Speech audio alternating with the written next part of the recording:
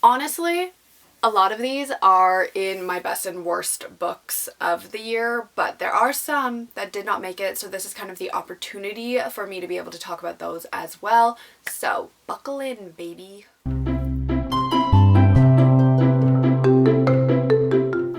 Hello, my sweet angels, it's your girl Jay, and today I want to talk about my best and my worst books of 2024. My mom sent me a TikTok the other day, and it was the sound clip where it's like January, February, March, April, May, blah blah blah blah for the rest of the months, and people were holding up their best and their worst books of the month, and I thought that it was so much fun, so I wanted to do it on my channel. So I'm going to be talking about my best books for every month from January to December 2024, and also my worst books from January to December 2024. I kind of like this because then I get to talk about the books that didn't necessarily make it onto my best and worst lists of the year. I think what I'm going to do is talk about the worst book of the month and then talk about the best book of the month, because then the video will end on one of the best books of the year, and that makes me feel better than leaving on a negative note. So without further ado, let us get started. So the first month is January, obviously, and my worst book for the month was The Statistical Probability of Falling in Love. This is by Jennifer E. Smith, and I gave this a 3 out of 5 stars, so it's not that bad.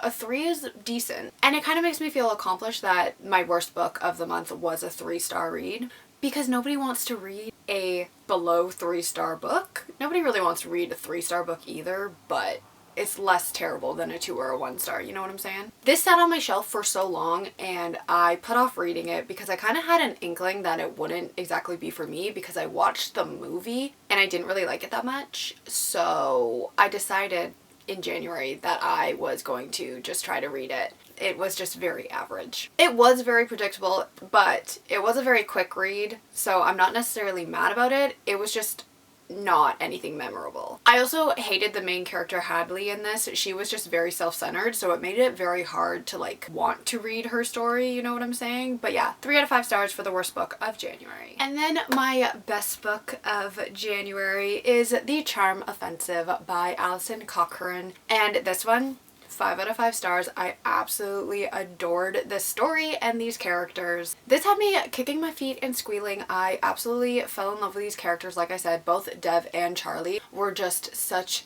great characters. They genuinely cared for one another right from the very first interaction that they had. There's also a lot of talk about mental health in this, which I thought the author did an incredible job with. It's probably one of my favorite parts of the story. Definitely, if you have not read Charm Offensive, please do, because it is so wonderful.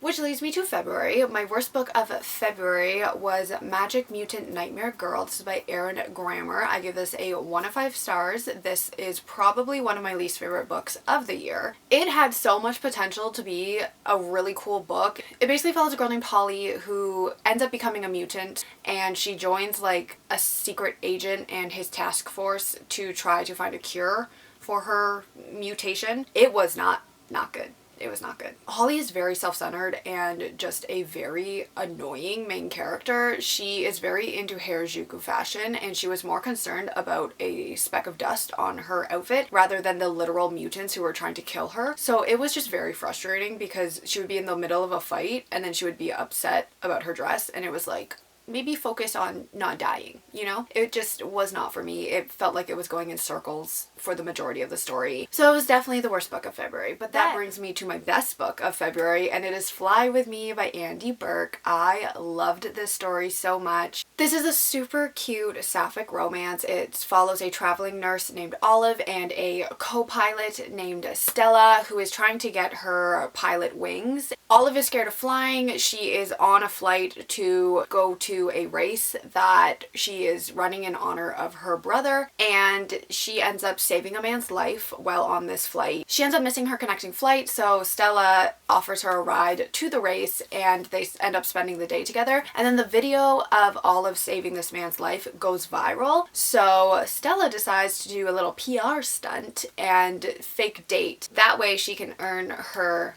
little flying wings. This is another one that has such great mental health representation. Apparently that is something I really like in books. I think because I find mental health so interesting and, you know, sometimes your girl has a little bit of a negative mental health. So I just find books that talk about it to be very intriguing and important for the world. But this is also just a really cute story. This also talks a lot about complicated relationships. There are multiple in this book, and I think the explorations of those relationships was really well done as well. So definitely one of my favorite books of the year. Now for March. My worst book of March was The Troop by Nick Cutter, and I was so upset about this because it is talked about on BookTube as being one of the best like horror novels, and I just found it so boring. I gave it a 3 out of 5 stars, so like not too shabby, but not great. This story is definitely very gory and graphic and violent, which I usually enjoy in stories, which I did like that aspect of the story. It's told through the perspective of 14-year-old boys, which was very interesting, but some of these boys were just so like there is one that I'm pretty sure would have become a serial killer, and he was just very scary to read from the eyes of. What Nick Cutter did was very well done, but I was kind of bored. Listen, Lord of the Flies is one of my favorite books, and this was compared very heavily to that book, which like I see the comparisons, but the execution was just not as good as Lord of the Flies. So, which leads me to my best book of March, which was A Curse So Dark and Lonely by Bridget Kremer. I gave this one a 5 out of 5 stars. It's a Beauty and the Beast retelling. It basically follows a prince who has a curse put on him by an evil enchantress, and to break the curse, he needs somebody to fall in love with him. So a young lady named Harper is mistakenly kidnapped from Washington, D.C. and brought to his world of Emberfall in the hopes that she will fall in love with him to break the curse, and shenanigans break forth. And I just absolutely loved the dynamic of these two characters. The prince basically does not think that she is going to fall in love with him, so he basically is like, whatever, I don't care, I'm just gonna be myself and like see what happens. And his self is just so cute. I just love him. I'm sorry. I think he is so wonderful. And Harper is just such a strong-willed and determined little lady, and I love how she would not take any of Ren's bullshit. It was just so well done. 5 out of 5 stars. Big fan. My worst book of April was The Handyman Method, and it is so funny because this is also by Nick Cutter. Also Andrew F. Sullivan, but we're gonna focus on, clearly Nick Cutter is not the writer for me, but this one I gave a 2.5 out of 5 stars. But this one I gave a 2 out of 5 stars, so I liked it less than The Troop. It basically follows a young family that moves into this home, and they quickly realize that a lot of renovations need to happen to this house, and so the dad, Trent, decides that he is going to watch videos from YouTube to try to figure out how to fix the house. So he starts watching a channel named Handyman Hank, and things just go downhill from there. I absolutely hated Trent as a character. He is a despicable man. Like, I do think that it was the point to dislike this man, but right from the very first time he was introduced, I instantly got the ick and was like, ooh. And then it just put a bad taste in my mouth for the rest of the story. It was also just so slowly paced that I was bored for the majority of the book, and it is quite a short book. It's less than 300 pages, and I just desperately wanted it to end. I did like the ending though, which is why it got 2 out of 5 stars for me. And now, my best book of April. My best book of April was Darling Rose Gold. This is by Stephanie Warbler, and I gave this one a 4.5 out of 5 stars, so my first non-5 out of 5 stars for my best book. This one very much gives the vibes of Gypsy Rose Blanchard's case. It follows a woman named Rose Gold Watts, and she has been ill for the past 18 years. Nobody really knows why, and then she discovers that her mother, Patty, has actually been poisoning her and making her believe that she is sicker than she actually is. And so she decides that she is going to go against her mother on trial. Her mother gets put into jail, and then 5 years later she is released and needing somewhere to stay. Her mother has always been adamant that she is innocent, so when she asks to move in with Rose Gold and her baby Adam, Rose Gold is trying to be the bigger person and accepts. This was a revenge story, and I am a sucker for revenge stories. I will eat it up. No matter what the context is, I'm probably going to love it. This one is also told in dual point of view between Patty and Rose Gold, which I thought made it so much more interesting because we kind of saw the inner workings of both of their minds. Both of them are very unreliable narrators, so it was very fun to try to figure out who was manipulating who. It's also told in alternating timelines, so we get the past chapters from Rose Gold kind of telling us about what she was kind of up to while Mom has been in jail, and then we get the present from Patty where she's living her day-to-day life. It was just very fast-paced and it kept me on the edge of my seat for the entire story. And honestly, I don't really know the reasoning why I didn't give it a 5 out of 5 stars. I guess I was just missing something, but 4.5 out of 5 stars is still very good. Next up is the month of May, and my worst book is Into White by Randy Pink. I hated this book so much. I definitely think that this may be my worst book. I know I said that it was Magic Mutant Nightmare Girls, but now that I think about it, this one might have taken the cake. This basically follows a 16-year-old, I want to say. She might have been younger, but she is a black young lady in Alabama, and she is constantly ridiculed for the color of her skin, so she one night prays to Jesus to become white, and the next morning she wakes up and she is in fact white. And the book was just so full of stereotypes. I thought it was going to be a much deeper message of beauty standards and racism and things like that, and it just wasn't. Literally everybody was boiled down to the color of their skin, and they had no personality other than black or white or Hispanic or whatever it may be, and I hated it. Like, the message at the end was not there. It just wasn't there. Like, I don't know what the message of this book was supposed to be. I really don't. And then my best book of May was Killer Instinct by Jennifer Lynn Barnes. This is the second book in the Naturals series. I loved this book so much. Honestly, this entire series, you're gonna see it pop up quite a bit in this video. The series is just so much fun, honestly. It is so unrealistic, and you really do need to just throw your beliefs out the window, but it is so worth it. It is such a fun roller coaster. It basically follows 4 teens who have differing abilities, and they are brought in by the FBI, CIA, I don't remember which one it is. They basically work on cold cases for whatever government bigwig agency it is. And it is just so much fun to see these characters interact with one another. The relationships are so complex. It is a very character-driven series. By the end of it, you are so desperately in love with every single one of these characters and care so much about them. Next month is June. My worst book of June is If You Can't Take the Heat. This is by Michael Ruhlman. I gave this one a 2.5 out of 5 stars. This one was another one that I was just so bored for the majority of the story.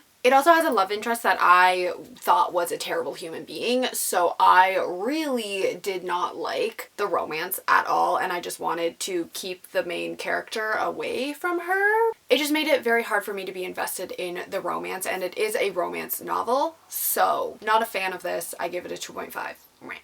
But my best book of June was All In by Jennifer Lynn Barnes. This is the 3rd book in the Naturals series. I feel like I don't really need to go on a big spiel about this series again because I literally just did that. I will say that each book kind of focuses on a different one of the characters, so we get more of a backstory about Sloane in this one, who is one of the most intriguing characters to me. Honestly, I just recommend this series so much. I love it. Like I've said 1,000 times in this video, if you need a backlist series to read, please pick this one. Next month is July. My worst book is How to Break a Boy by Laurie Devoir, and this one follows a girl named Olivia Clayton, and she is the second most popular girl in school behind her best friend Adrian, who is an evil bitch queen. I dislike her so much. She basically wants out of her small town, and then she walks in on Adrian sleeping with her boyfriend, and so she decides she's gonna get revenge instead by fake dating Whit, who is like a good boy athlete kind of dude. And I gave this a 1 out of 5 stars. I thought Olivia was the worst, and also Adrian was the worst, and the things that she did to Whit were the worst, and it was really annoying because she kept constantly stating how terrible of a human being she was, so it was like, if you think you're so bad, why don't you just change your ways and be nice? I just didn't understand the whole point of this book because there was absolutely no character development really in the end. So what was the point?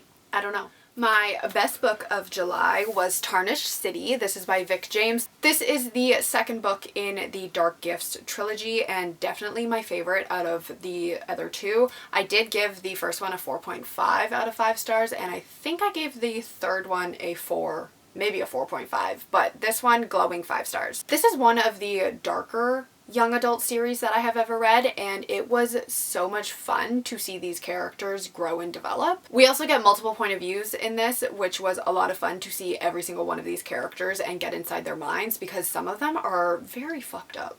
And it's really interesting to see these characters because from the first book and the second book, they change so drastically that they're doing things that you did not expect them to do, and it was so much fun to read about. I guess I should probably tell you what the first one is about because I'm just rambling about a series nobody knows anything about. It takes place in a society where equals are the aristocrats of the society, and they have special abilities called skills. If you are born without a skill, you are deemed an unequal, and you have to give up 10 years of your life to serve the equals as a slave. It follows a family called the Hadleys, and they decide that they are going to start their slave days early and go serve the Jardines, who are the most powerful equals in the land. But then Luke, the middle Hadley child, is separated from the family and sent to the worst slave town in Great Britain, and so he hacks a plan with a couple other rebels to overthrow the power, and it's like the story of that, but it is so stinking good. I definitely recommend this series as a whole as well if you have a backlist book that you want to read.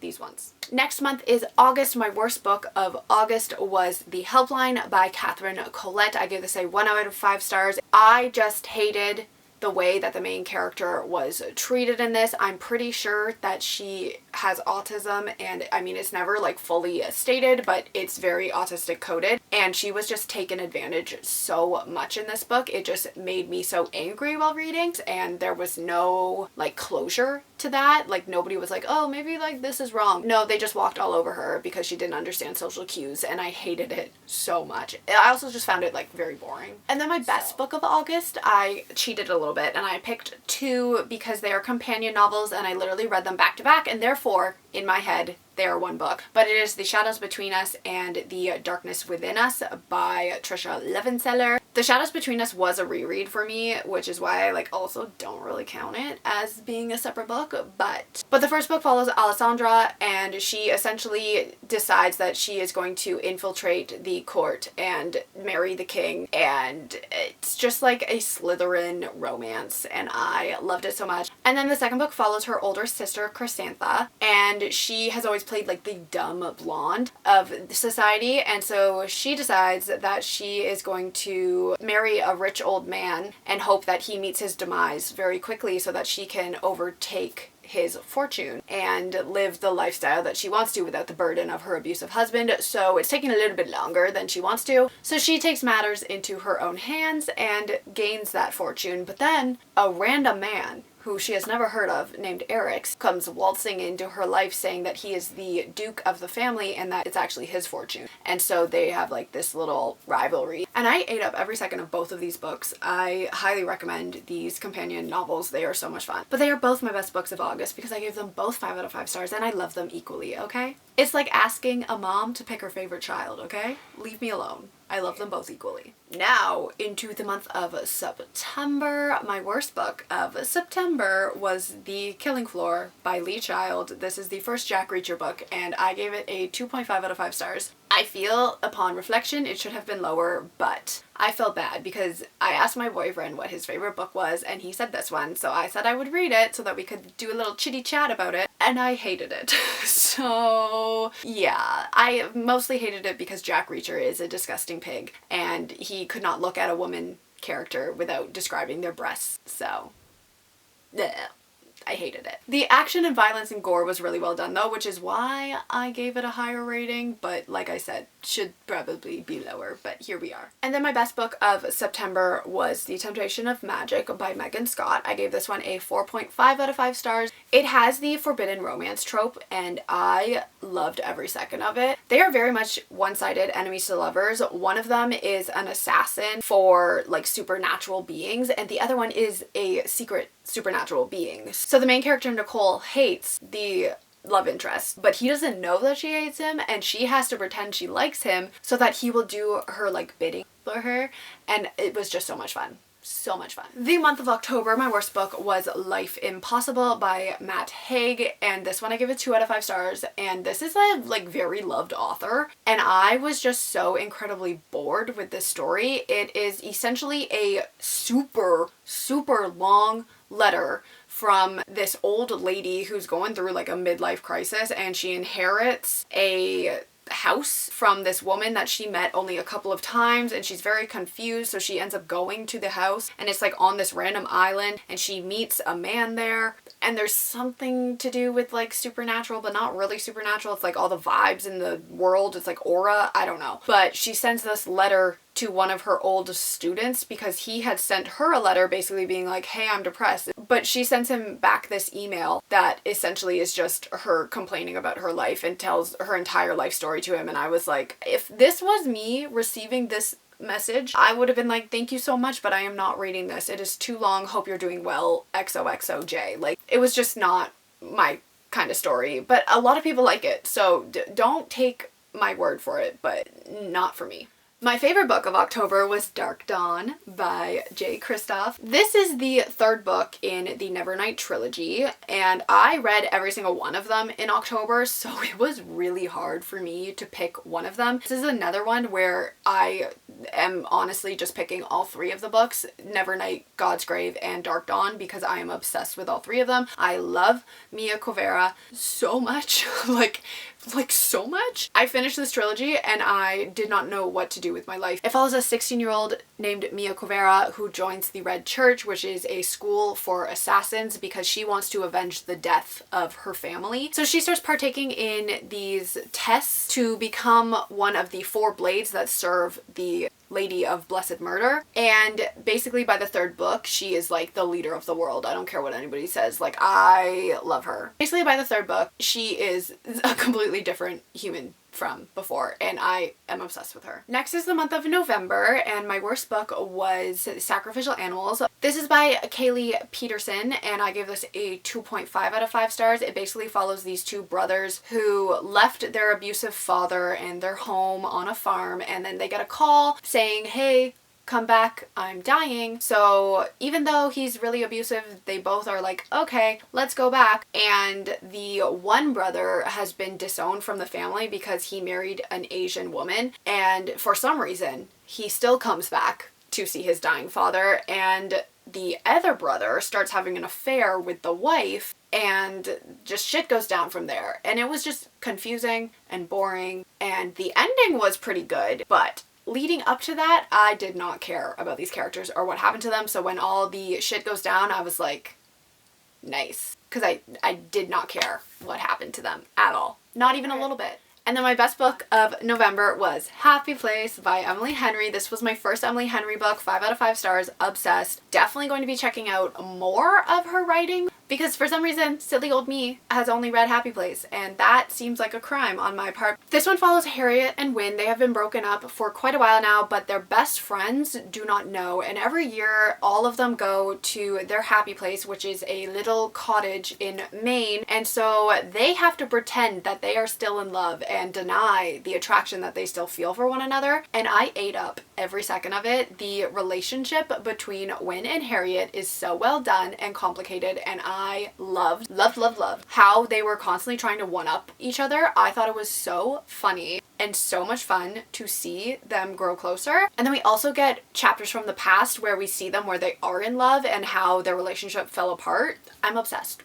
I was so invested in these characters, and not only Harriet and Wynne, but also the side characters as well. Like, they all just felt so real to me. I need to read more Emily Henry is what I have come to terms with in the year 2025. And then the final month of the year obviously is December, and my worst book was The Cotton Candy Massacre by Christopher Robertson. I always want to say Christopher Robbins, like the Winnie the Pooh character, every time I see that author's name. This one I gave a 2.5 out of 5 stars. I liked the concept of it. I started this book in March, okay? And I did not finish it until December, and it is only 300 pages long. So that tells you how much I was not invested in this story. I did not care about a single one of these characters. I think that the author did a shit job of making us feel connected to them before the killings started happening. So as they were getting brutally murdered by these killer clowns, I did not feel an ounce of sorrow for them. I was like, yeah, go killer clowns. We love this. Yes, yes, yes. I think I would have enjoyed it if I had felt an emotional connection to the characters. And then my best book of December was Oliver Demise. This is by Amanda Foody and Kristen Lynn Herman, and I gave this one a 5 out of 5 stars. I loved it. It was the conclusion to the All of Us Villains duology, and it was such a good conclusion. I gave the first book a 4.5. There was just like something missing from it, and the last book definitely delivered whatever was missing. I don't know what it was. The duology as a whole essentially follows 7 families who every generation send a champion into a deadly battle to